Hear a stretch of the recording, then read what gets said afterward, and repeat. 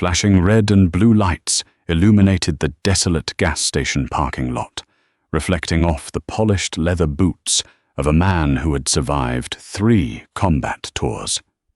He was facing a different kind of enemy on his own soil. Officer Thomas Jenkins thought he had cornered an easy target, a tired civilian he could bully to stroke his fragile ego.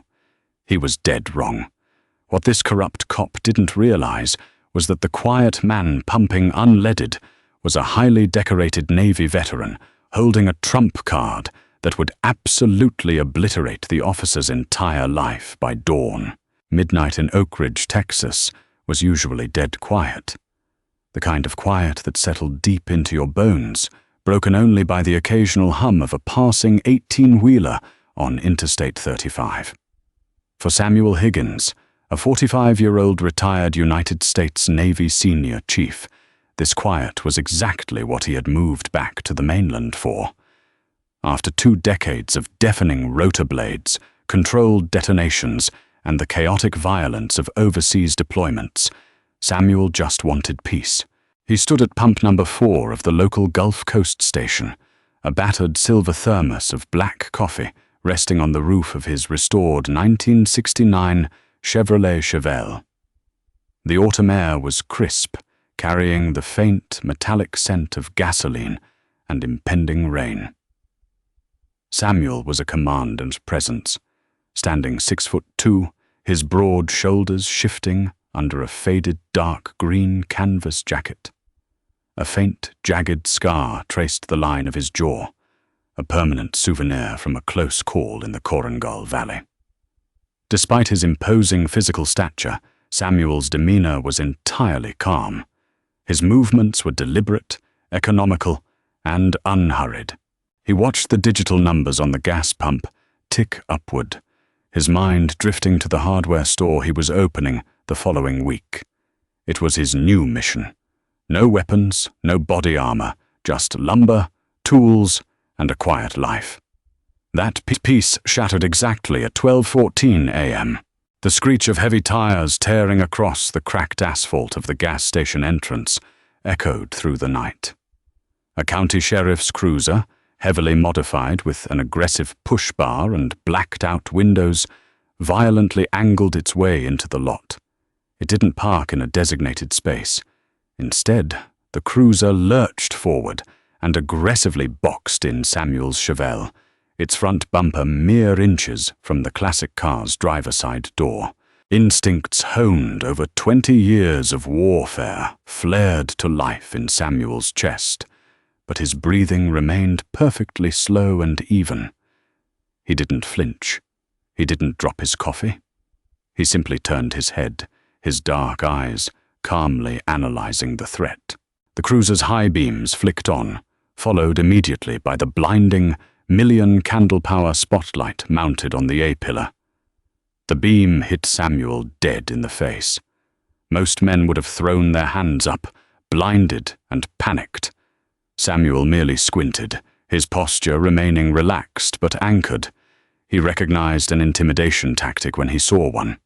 The heavy driver's side door of the cruiser popped open, and out stepped Deputy Thomas Jenkins. Jenkins was a man whose reputation preceded him in Mercer County. Pushing 40, with a thickening waistline completely concealed by an over-tightened tactical vest loaded with unnecessary gear, Jenkins viewed his badge not as a shield for the public, but as a crown. He swaggered out of the vehicle, his right hand resting casually but menacingly on the grip of his service weapon. "Step away from the vehicle," Jenkins barked, his voice dripping with forced authority. It was loud, abrasive, and completely disproportionate to the situation. Samuel finished topping off his tank. He calmly replaced the nozzle on the pump, the mechanical click sounding incredibly loud in the tense silence. He screwed his gas cap back on, his movements infuriatingly steady, before turning to fully face the blinding light. "Good evening, officer," Samuel said, his voice a deep, resonant baritone that carried no fear, only mild curiosity. "Is there a problem?" "I didn't ask for pleasantries. I gave you a lawful order," Jenkins snapped, stepping out from behind the glare of the spotlight. The deputy's face was flush, his jaw set in an aggressive underbite. He closed the distance, stopping just a few feet from Samuel, invading his personal space. Jenkins was a few inches shorter, forcing him to tilt his head up, a fact that clearly irritated the officer further. "I am away from the vehicle," Samuel noted quietly, gesturing with an open, non-threatening hand towards the pump. "I'm just getting gas and heading home." "What's your business out here this late?" Jenkins demanded, his eyes darting over Samuel's worn jacket, his dark skin, and then resting on the classic Chevelle. A sneer touched the corner of the cop's mouth. "Car like this doesn't exactly fit your profile. Whose vehicle is this?" Samuel felt a familiar coldness settle over him. It was the same icy clarity he felt when disarming an improvised explosive device. One wrong move, one emotional reaction, and things would detonate. He recognized the look in Jenkins's eyes. It wasn't the look of a law enforcement officer conducting a genuine investigation. It was the look of a predator looking for an excuse to strike. "It's my vehicle," Samuel replied, his tone polite but firm. "Registration is in the glove box. My name is Samuel Higgins." "I didn't ask for your name yet, boy," Jenkins spat, deliberately using the deeply offensive term. He took another step forward, his chest puffing out. "I've had reports of burglaries in this district.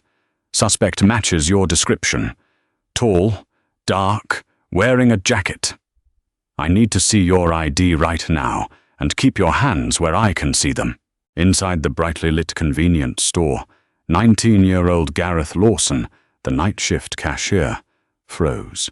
He was holding a stack of lottery tickets, his eyes wide as he watched the confrontation through the reinforced glass window.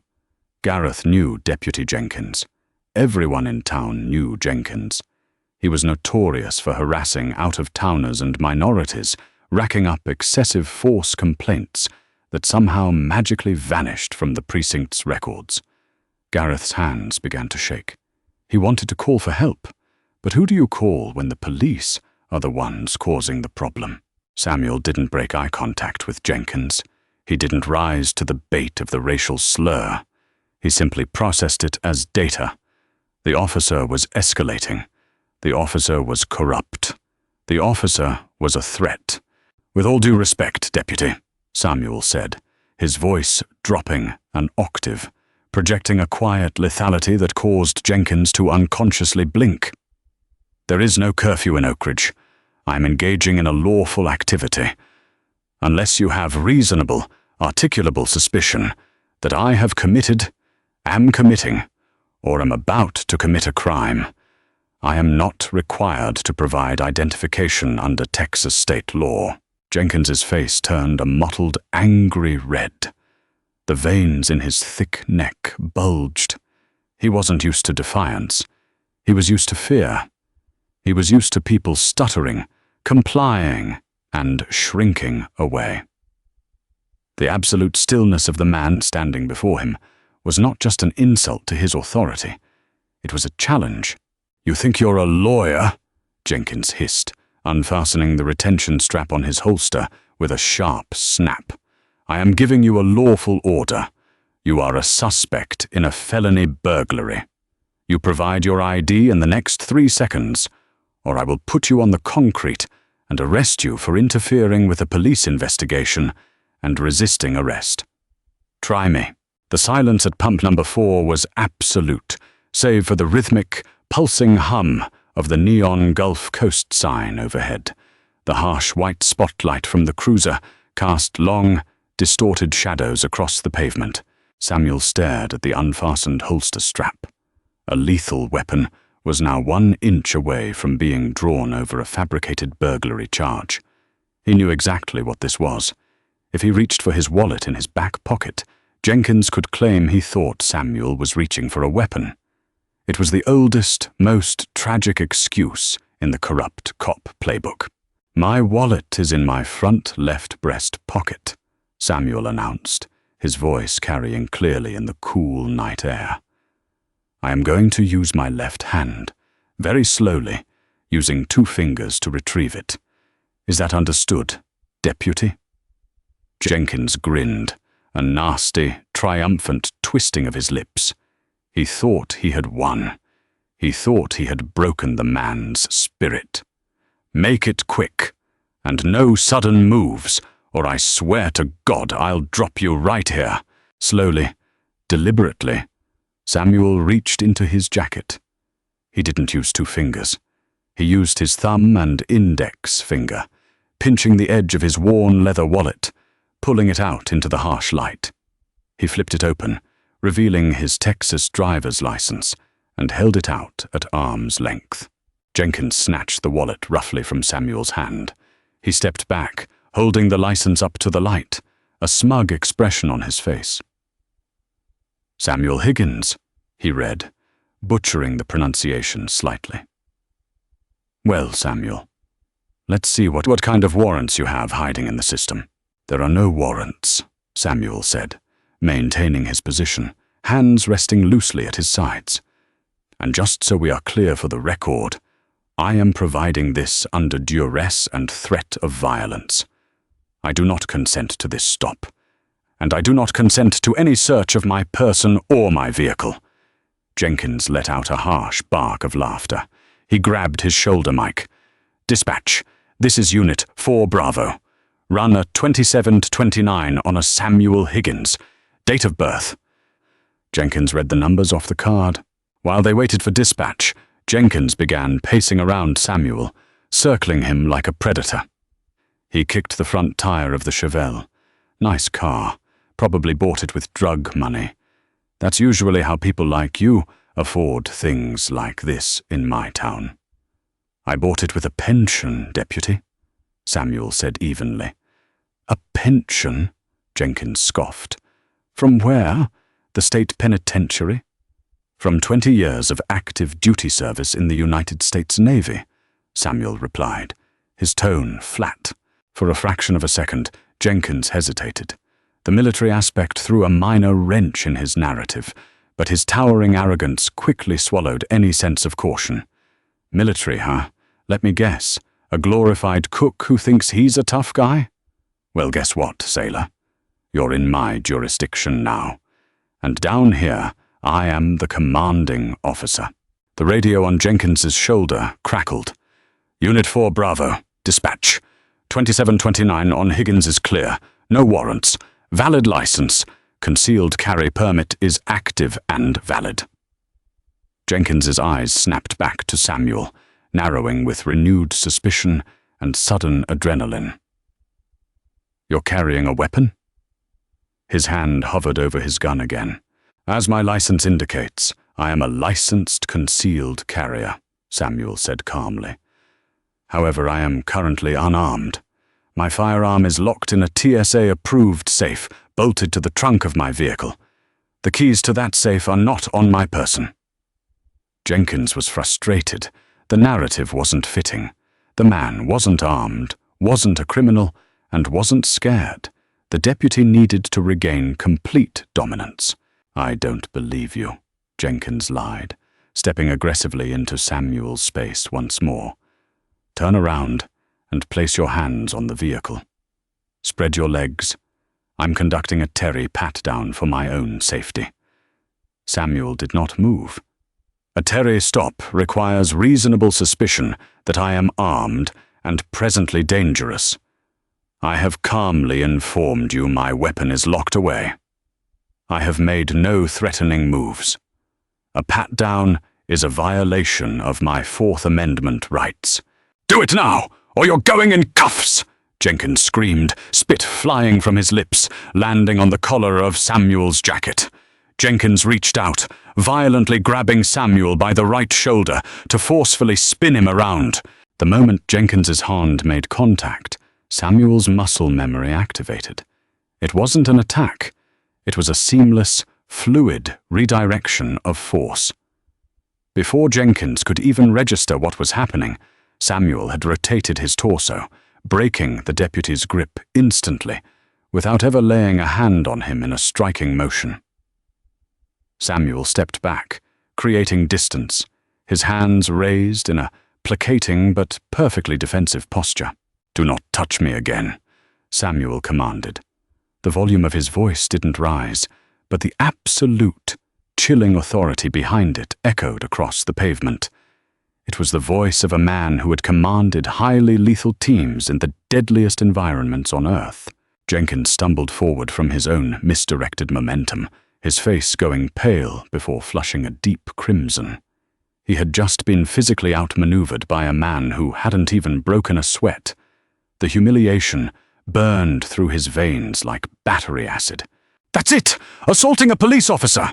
Jenkins roared, completely abandoning any pretense of protocol. He didn't reach for his handcuffs. He reached for his taser, ripping it from his vest and aiming the twin red laser dots directly at Samuel's chest. "Get on the ground! Face down in the dirt! Now!" Inside the store, Gareth dropped the lottery tickets. He ducked below the counter, fumbling for his cell phone, his hands shaking so badly he dropped it twice. He knew Jenkins was going to hurt this man. He had seen it before, but never with someone so composed. Samuel looked down at the red dots resting on his sternum. He looked up at the wild, unhinged eyes of Deputy Thomas Jenkins. "You are making a catastrophic mistake, Thomas," Samuel said, using the officer's first name. "On the ground!" Jenkins screamed, his finger tightening on the trigger. Samuel Higgins didn't drop to the ground. He knew the statistics. He knew that complying with an unlawful, highly aggressive officer while on the ground often ended up with a knee on a neck, or worse. He remained standing, tall and immovable. "If you deploy that weapon," Samuel said, his voice terrifyingly calm, cutting through the officer's hysterical shouting, "you will not only lose your badge, but you will spend the next 10 years in federal prison. I highly recommend you reassess your tactical situation." Jenkins scoffed, though a slight tremor in his hand betrayed a sudden, unexplainable spike of anxiety. "You think you can threaten me? I own this town. I am the law. Get on the ground before I ride the lightning on you." Instead of getting on his knees, Samuel slowly reached into his right jacket pocket. "Hands!" Jenkins shrieked. "Show me your hands." "I am retrieving my cell phone," Samuel announced, moving with deliberate slowness. "I am going to make a phone call. If you shoot me with that taser while I am holding a cell phone, the security cameras above Pump 4, Pump 6, and the convenience store entrance will capture an unprovoked assault." Jenkins glanced up frantically. He hadn't noticed the new, high-definition dome cameras the gas station owner had installed just 2 weeks prior. The realization hit him like a physical blow, but his pride refused to let him back down. Samuel pulled out a sleek, black smartphone. He didn't open the camera app to record Jenkins. He didn't need to. He dialed a number from his favorites list, pressed the speakerphone icon, and set the phone gently down on the hood of his Chevelle. The phone rang twice. Jenkins took a step closer, aiming the taser directly at Samuel's face now. "Hang up that phone. This is an active crime scene. You are under arrest," a voice answered from the phone on the hood. It was sharp, professional, and wide awake despite the late hour. "This is District Attorney Cole." Jenkins froze, the breath hitched in his throat. District Attorney Harrison Cole was the most ruthless prosecutor Mercer County had seen in decades. He was currently leading a sweeping anti-corruption task force that had already indicted 3 county commissioners. Samuel looked Jenkins dead in the eye while speaking toward the phone. "Harrison, it's Sam." "Sam, it's past midnight. Is everything all right, brother?" The DA's voice shifted instantly from professional steel to familiar warmth. "I'm at the Gulf Station on Route 9, just inside Oak Ridge city limits," Samuel reported, his voice devoid of emotion, giving a pristine tactical sitrep. "I am currently being held at gunpoint, correction, taser point, by a Deputy Thomas Jenkins, badge number 4092. He has detained me without probable cause, fabricated a story about a burglary, unlawfully demanded my identification under threat of physical violence, attempted to physically assault me and is currently threatening to deploy his taser because I refuse to lie face down in the dirt. The silence on the other end of the line was heavy, pregnant with sudden, lethal intent. When D.A. Cole spoke again, his voice was pure ice. "Is the deputy within earshot, Sam?" "He is. He is standing approximately 6 feet away, laser sights pointed at my chest." "Deputy Jenkins," D.A. Cole's voice echoed thinly from the phone speaker, but it carried the weight of an anvil. "This is District Attorney Harrison Cole. I'm currently recording this phone call. I want you to listen to me very carefully. You are to holster your weapon immediately.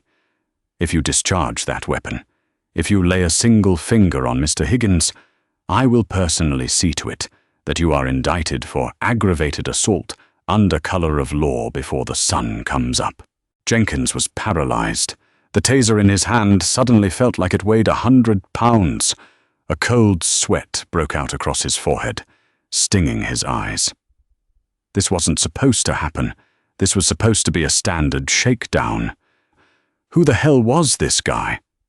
"Mr. Cole, D.A. Cole," Jenkins stammered, his tough guy facade shattering into a million pathetic pieces. "Sir, you don't understand. This suspect he was combative.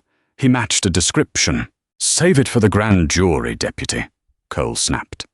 "Samuel Higgins is a retired Navy senior chief, a Silver Star recipient, and frankly, my former commanding officer in Fallujah when I was a JAG attorney. He also happens to be the primary civilian consultant I just hired for the Federal Oversight Committee investigating the Mercer County Sheriff's Department." The color completely drained from Jenkins's face. He looked like a man who had just stepped on a landmine and heard the click. "Now," Cole continued, his tone absolutely merciless, "I'm going to ask you one more time. Is your weapon holstered?" Jenkins' hands shook violently as he lowered the taser.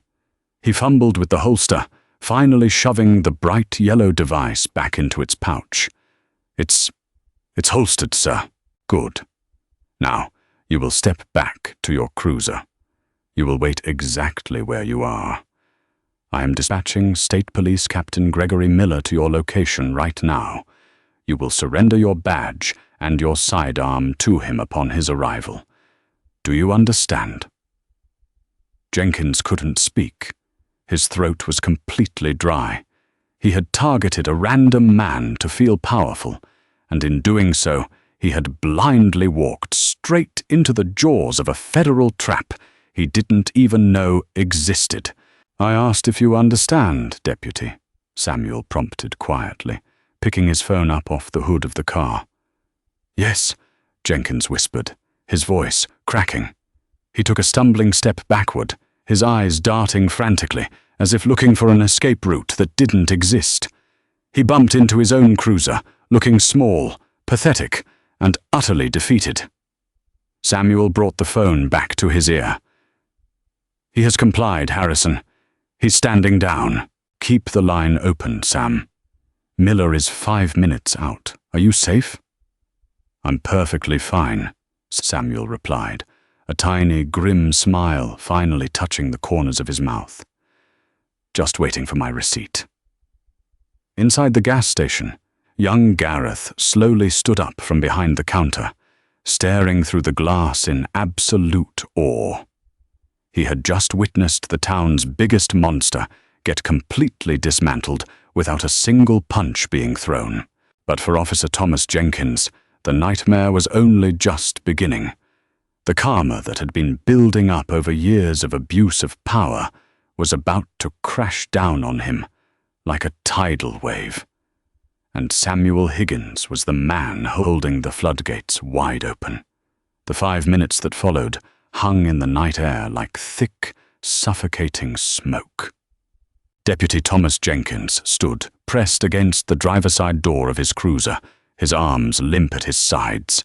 The arrogance that had fueled him just moments ago had evaporated, leaving behind a hollow, trembling wreck of a man. Every tick of the gas pump's digital clock felt like a countdown to his execution. Samuel Higgins didn't gloat. He didn't pacing back and forth, nor did he hurl insults. He simply stood beside his Chevelle, took his battered thermos off the roof, and poured himself another cup of steaming black coffee. The calm, rhythmic pour of the liquid into the metal cap was the only sound breaking the stillness. It was the unshakable composure of a man who had faced down RPG fire in Fallujah and mortar strikes in Helmand province.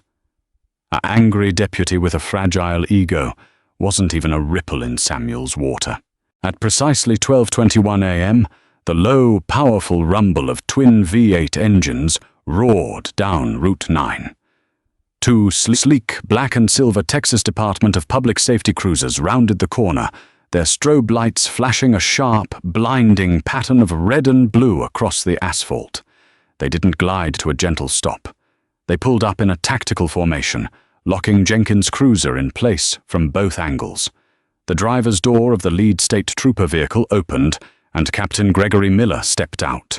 Miller was a 30-year veteran of the Texas Rangers and State Police, a towering figure with a brimmed Stetson hat, sharp creases in his tan uniform, and eyes like polished flint. Beside him were two junior troopers, their hands rested casually, yet deliberately, near the retention straps of their holsters. Miller took in the scene with a single, sweeping glance. The Navy veteran sipping coffee, the trembling deputy pressed against his vehicle, and the glowing camera lenses mounted under the gas station awning. "Senior Chief Higgins," Captain Miller greeted, offering a respectful nod as he approached Samuel first. "Harrison called me personally. Are you intact?" "I'm fully operational, Captain," Samuel replied smoothly, offering a firm, respectful handshake. "Appreciate the quick response time. When the district attorney tells me one of his key federal oversight consultants is being held at gunpoint by a rogue officer, I make it a priority," Miller said grimly. He turned slowly, his boots crunching against the gravel as he faced Deputy Jenkins. Jenkins tried to pull himself together. He tried to puff out his chest, to fix his belt, to assume the posture of a Brotherhood officer facing a fellow lawman. "Captain Miller, look, sir, this is a huge misunderstanding. The suspect, Mr. Higgins, was acting suspicious, refusing to comply with—" "Thomas, shut your mouth!" Captain Miller cut him off, his voice dropping to a dangerous low rumble. "You don't say another word." "Not one." Miller stepped directly up to Jenkins, stopping mere inches from the deputy's sweat-stained collar. "Unbuckle the belt, Thomas." Jenkins gasped, his eyes wide with disbelief. "Captain!" "What? You can't be serious. I'm on duty. I was conducting a field inquiry," I said.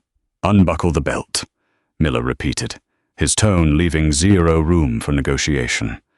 "You are relieved of duty, effective 5 minutes ago.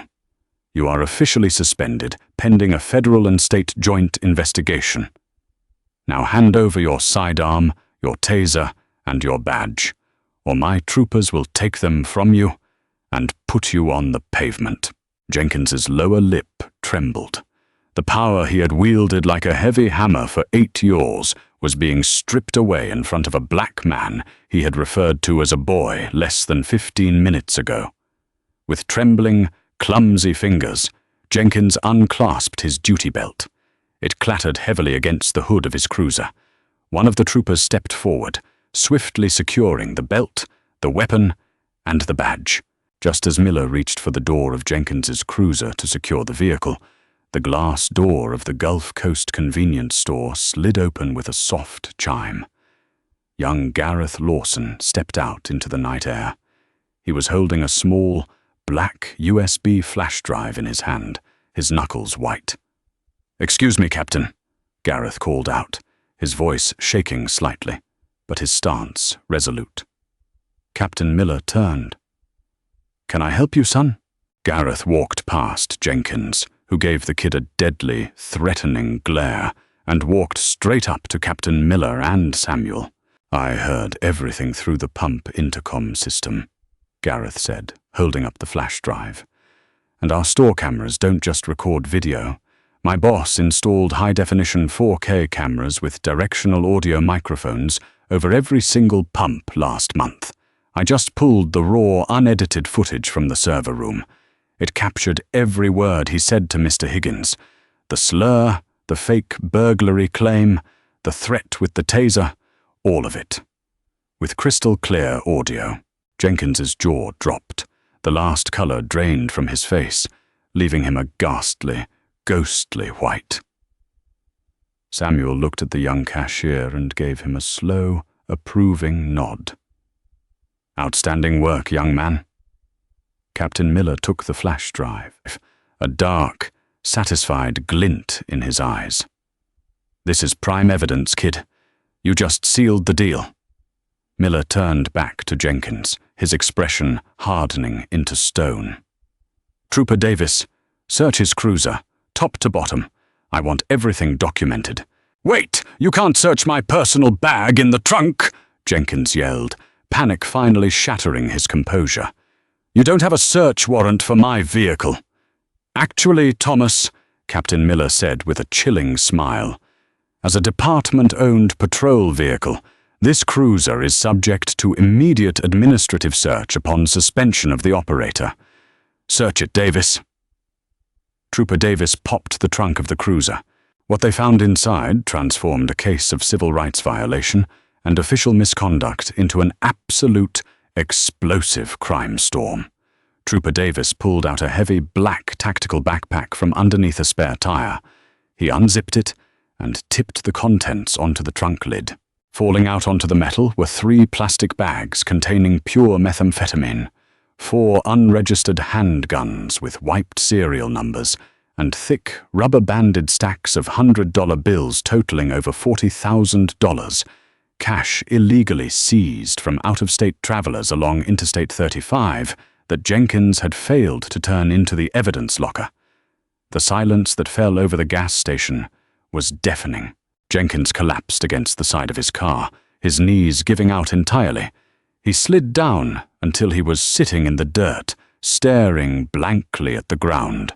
Samuel Higgins looked down at the disgraced officer. You asked me earlier if I bought my Chevelle with drug money, Deputy, Samuel said quietly, his voice cutting through Jenkins's soul. It looks like the only drug money at pump number 4 belongs to you. Captain Miller pulled his handcuffs from his belt with a metallic clack. Thomas Jenkins, you are under arrest for civil rights violations under color of law, aggravated assault with a deadly weapon, possession of controlled substances with intent to distribute, and grand larceny, Miller declared, pulling the sobbing deputy to his feet and snapping the steel cuffs onto his wrists. You have the right to remain silent. I strongly suggest you use it. By 6 a.m. the following morning, the sun was beginning to peek over the horizon, painting the Texas sky in vibrant shades of orange and purple. But inside the Mercer County Sheriff's Department, the mood was pitch black.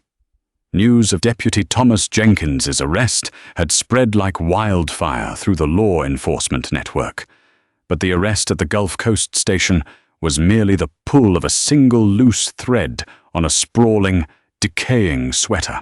In the high-ceilinged conference room of the Mercer County District Attorney's office, District Attorney Harrison Cole sat at the head of a long mahogany table.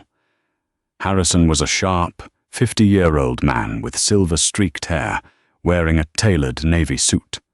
Beside him sat Samuel Higgins, dressed in a crisp white dress shirt and dark trousers, looking every bit the high-level intelligence analyst he had trained to be in the military. Across from them sat Sheriff Brandon Croft. Sheriff Croft was a veteran politician in a uniform. For 12 years, Croft had ruled Mercer County like his own personal kingdom. He was a man accustomed to making problems disappear with a phone call or a nod. But this morning, Croft's expensive boots were tapping nervously against the carpet, and his face was slick with sweat. "Harrison, come on," Sheriff Croft began, forcing a tight, nervous chuckle as he gestured with his hands. "We've known each other a long time. Jenkins was a rogue actor, a bad apple. He went off the reservation. I had no idea he was carrying contraband in his trunk or shaking down motorists on I-35. I'll fire him today. We'll issue a press release praising Senior Chief Higgins for his bravery, and we can sweep this up nicely." Harrison Cole didn't smile. He set down his coffee mug with a slow, deliberate clink. "Brandon, do you take me for an idiot?" Harrison asked quietly. "Now wait a minute." Samuel stepped forward, opening a heavy manila folder and laying out 3 neatly printed financial flowcharts onto the glass table, sliding them directly into Croft's view. "These are the civil asset forfeiture logs from your department over the last 3 years, Sheriff," Samuel explained, his voice calm, analytical, and completely devoid of warmth. "While waiting for Captain Miller last night, I had Harrison run a preliminary cross-reference of Deputy Jenkins's shift schedules with the department's treasury deposits." Samuel tapped a finger on a highlighted column of numbers. "Every time Deputy Jenkins made a high-dollar cash seizure on Interstate 35, only 60% of that cash made it into the county's official forfeiture account. The remaining 40% vanished," Samuel said, looking straight into Croft's panicked eyes. "And strangely enough, within 48 hours of every single one of those short deposits, a private LLC named Croft Land Holdings received cash deposits just under the $10,000 federal reporting threshold at the First National Bank of Oak Ridge." Sheriff Croft's breath hitches. He stared at the documents as if they were covered in poison. Where did you get those banking records? I am the lead civilian consultant for the Federal Bureau of Investigation's Public Corruption Task Force, Sheriff," Samuel stated coldly. "Harrison signed the grand jury subpoenas 3 weeks ago. We were already watching you. Jenkins harassing me at that gas station wasn't the start of our investigation. It was just the stupid, arrogant mistake that brought the entire timeline forward." The door to the conference room swung open. 2 special agents from the FBI, wearing slick, dark suits and holding federal arrest warrants, stepped into the room, flanked by Captain Gregory Miller. "Brandon Croft," Special Agent Rachel Bennett announced, pulling out a set of federal warrants. "You are under arrest for federal racketeering, conspiracy to commit extortion, wire fraud, and obstruction of justice." Sheriff Croft's posture completely collapsed. The powerful, untouchable sheriff of Mercer County looked around the room, frantically seeking an ally, a loophole, a way out. But there were none. His gaze landed on Samuel Higgins, the man his deputy had tried to intimidate, degrade, and destroy in the dark of night. "You," Croft whispered, his voice trembling with sheer hatred and despair. "You set us up." "No, Sheriff," Samuel replied, leaning in close, his dark eyes reflecting absolute steel. "You set yourselves up. You mistook kindness for weakness, and you mistook a badge for total immunity. You forgot that power without integrity is just a target waiting to be neutralized." As the FBI agents placed Sheriff Croft in handcuffs and led him out of the building, the media cameras waiting outside the courthouse began flashing wildly through the glass windows. Within 4 hours, the scandal broke across state and national news channels. Texas County Sheriff and deputy arrested in massive federal racketeering and corruption ring after harassing decorated Navy veteran. The hard karma was not just hitting Thomas Jenkins, it was completely obliterating the entire corrupt power structure that had protected him for years. By noon, Jenkins was sitting in a bare, concrete interrogation cell at the Federal Detention Center in Austin. His bail had been flatly denied due to the weapons and drug charges. The heavy steel door unlocked, and Samuel Higgins stepped inside, holding a small paper cup of water. He set it down on the table in front of Jenkins. Jenkins looked up, He was no longer wearing his polished tactical vest or his shiny badge. He was dressed in an Orange County jumpsuit. His hair was messy, his eyes were bloodshot from weeping, and his hands were trembling in their wrist restraints. "Why are you here?" Jenkins croaked, his voice raw. "You've already ruined my life. My wife packed her bags and left with our kids 2 hours ago. My house is being seized by the federal government. My career is gone. I'm facing 20 years in federal prison. What else do you want from me?" Samuel sat down across from him, resting his elbows on the metal table. "I didn't ruin your life, Thomas," Samuel said, his baritone voice filling the small room. "You did that all by yourself, or the moment you decided that badge gave you the right to treat human beings like trash. You thought because I was black, because I was alone at a gas station at midnight, that I was an easy mark to stroke your ego." Jenkins lowered his head, unable to meet Samuel's gaze. "I came here to tell you one thing," Samuel continued softly. "Next week, I am opening my hardware store in Oak Ridge. I'm employing 3 young men from this town, including Gareth Lawson, the young cashier you tried to intimidate.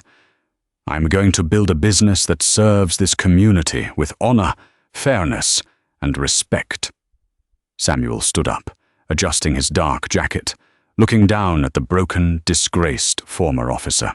"When you're sitting in your prison cell for the next decade, Thomas, I want you to remember that gas station at pump number 4.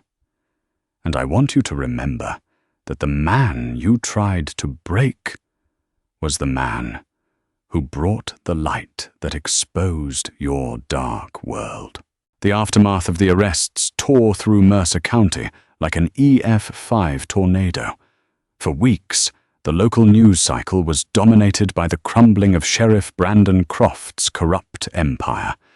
The FBI raid on the sheriff's department yielded thousands of pages of doctored logs, illegal wiretaps, and a systematic framework of racial profiling designed to line the pockets of high-ranking county officials.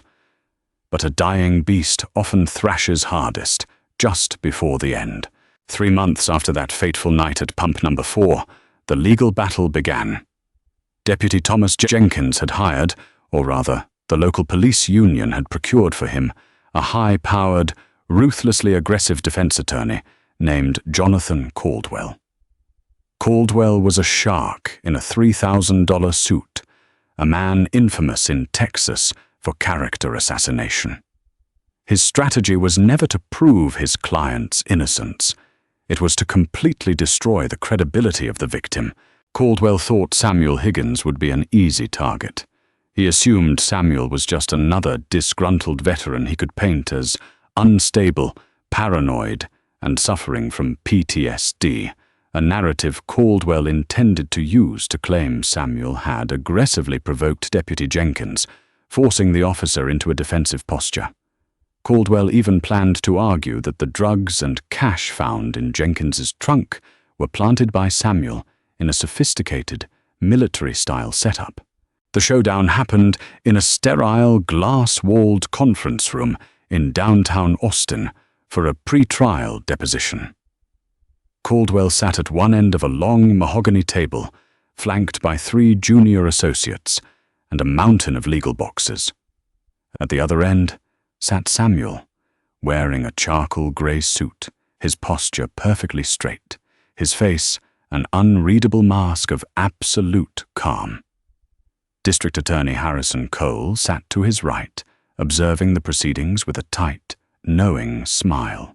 "Mr. Higgins," Caldwell began, turning on the digital recorder and leaning forward with a predatory grin. "Let's talk about your military record. 20 years in the Navy, multiple combat deployments. You've seen intense traumatic violence, haven't you?" "I have served my country in active combat zones, yes," Samuel replied, his baritone voice steady. "And isn't it true, Mr. Higgins, that individuals with your extensive combat history often suffer from hypervigilance, paranoia, a tendency to view routine civilian law enforcement encounters as hostile engagements?" Caldwell's tone was dripping with condescension. "Isn't it possible you entirely misread Deputy Jenkins's standard policing tactics and escalated the situation yourself to fulfill some sort of combat fantasy?" Harrison Cole leaned forward to object, but Samuel raised a single finger, stopping the DA. Samuel wanted to handle this. "Mr. Caldwell," Samuel said slowly, his dark eyes locking onto the lawyer, "my psychological evaluations are unblemished. I do not suffer from PTSD. I do not suffer from paranoia. What I suffer from is a very low tolerance for corrupt individuals who abuse their authority." Caldwell scoffed, waving a hand dismissively. "That's very poetic, Mr. Higgins. But we are looking at your service record, and frankly, it's heavily redacted. Who's to say you weren't discharged for erratic behavior? We intend to motion the federal judge to unseal your entire medical and disciplinary history. We will expose you as a volatile aggressor." Samuel didn't blink. Slowly he reached into his leather briefcase resting on the floor and pulled out a single, heavily sealed manila envelope bearing the insignia of the Department of Defense. He slid it across the long table until it stopped directly in front of Caldwell. "You don't need to file a motion, Jonathan," Samuel said quietly. "I had the Pentagon declassify the relevant addendums to my service record this morning, just for you." Caldwell frowned, his arrogant smirk faltering as he broke the seal and pulled out the crisp documents. His eyes scanned the first page, and the color began to rapidly drain from his cheeks. "You see, Jonathan," Samuel continued, his voice echoing coldly in the quiet room, "for the last 8 years of my career, I was not kicking down doors. I was operating as a senior investigator for the Naval Criminal Investigative Service, attached to a joint anti-corruption task force in the Middle East.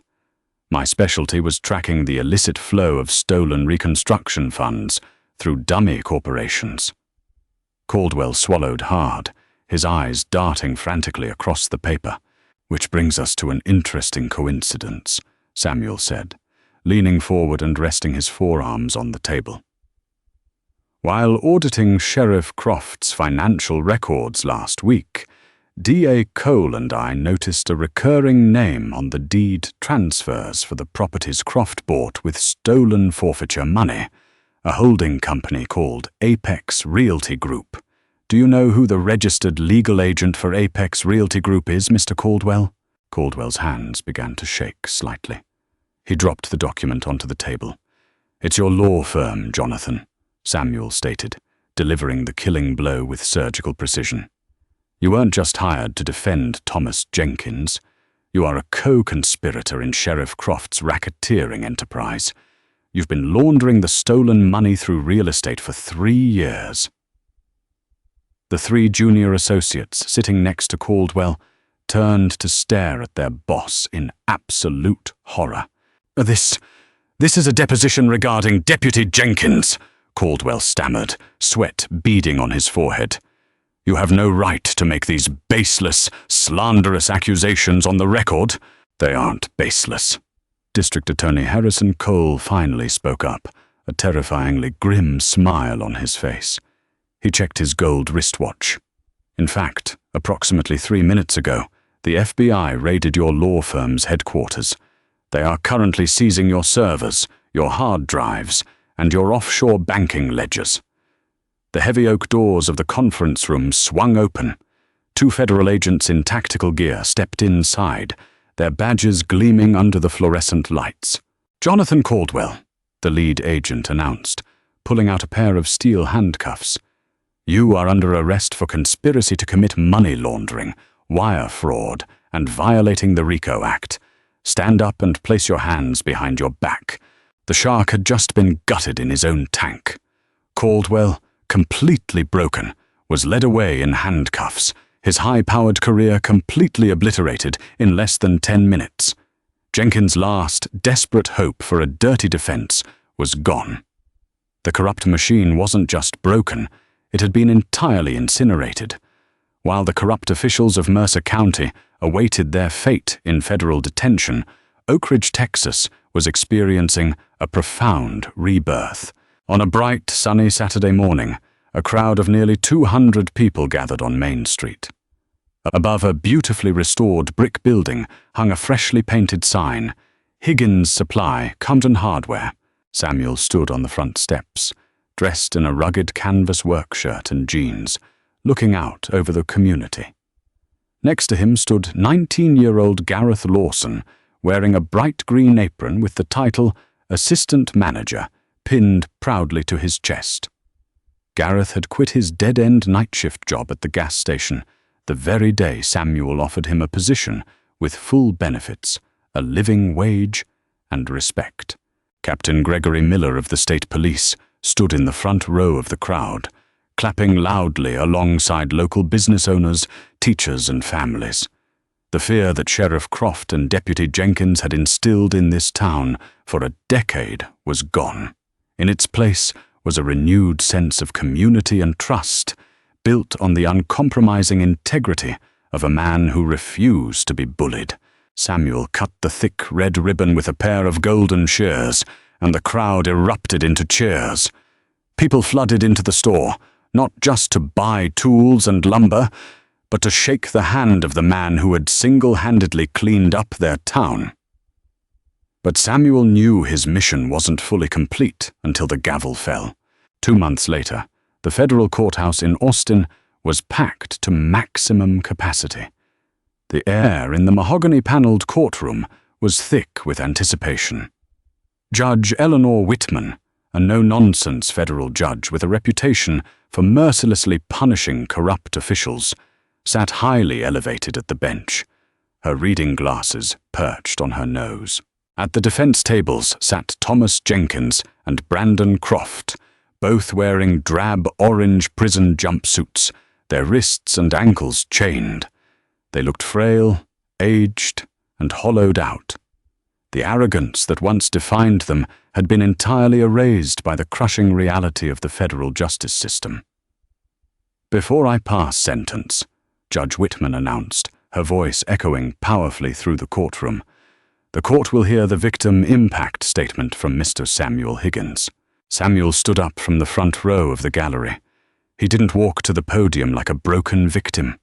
He walked with the measured, commanding stride of a Navy senior chief. He adjusted the microphone, looking directly at Jenkins and Croft. "Your Honor," Samuel began, his deep voice commanding absolute silence in the room.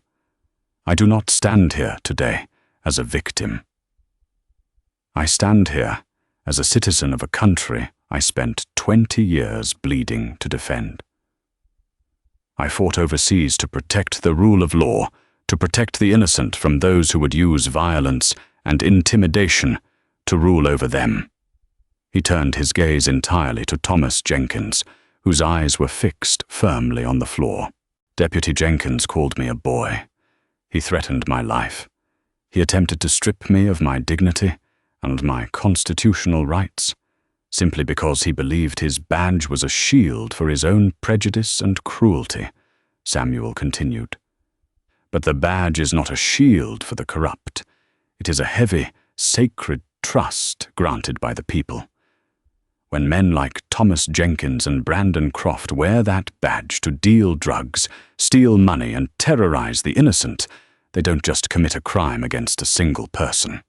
They commit treason against the very concept of justice." Samuel looked back up at Judge Whitman. "I do not ask for vengeance, Your Honor. Vengeance is an emotional reaction. I ask for accountability. I ask this court to send a message so loud and so clear that it echoes in every precinct and sheriff's department across this nation. True power does not come from a taser, a gun, or a false arrest. True power comes from the truth, and the truth has finally caught up to them." Samuel nodded respectfully to the judge and returned to his seat. The courtroom remained dead silent. Several people in the gallery were wiping tears from their eyes. Judge Whitman adjusted her glasses, staring down at the two men with absolute disgust. "Mr. Higgins is entirely correct," Judge Whitman said sharply. You two men are a disgrace to the uniform, a disgrace to the state of Texas, and a threat to the public you swore to protect. The evidence presented in this court demonstrates a level of systemic, sociopathic corruption that is frankly breathtaking. She picked up her wooden gavel. Thomas Jenkins, on the charges of civil rights violations under color of law, aggravated assault, and possession of controlled substances with intent to distribute, I sentence you to 25 years in federal prison without the possibility of parole. Jenkins let out a choked, desperate sob, burying his face in his chained hands as his knees buckled.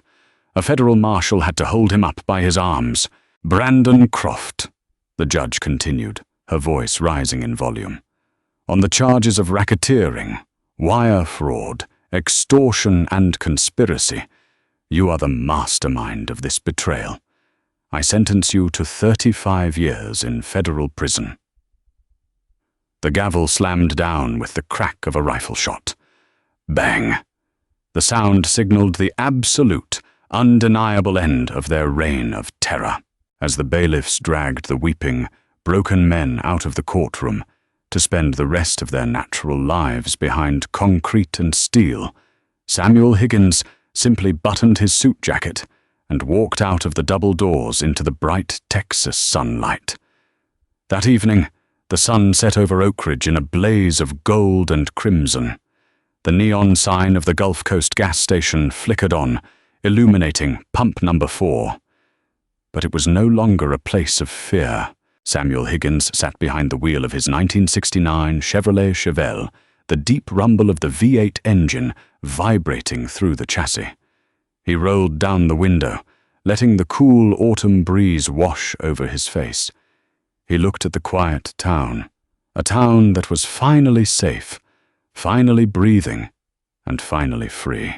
He put the classic car into gear and drove slowly down Main Street, past the brightly lit windows of Higgins Supply Carters, heading toward a peaceful, quiet home he had fought his entire life to earn. The war was finally over, and the good guy had unequivocally won. If this story made your blood boil and then pump with absolute satisfaction, you are not alone. Justice served cold to corrupt bullies is the ultimate victory we all need to see more of in this world. Samuel's unshakable composure is a masterclass in how true strength doesn't need to shout to be heard. Do you think you could have stayed as calm as Samuel did with a taser pointed at your chest? Let us know in the comments below.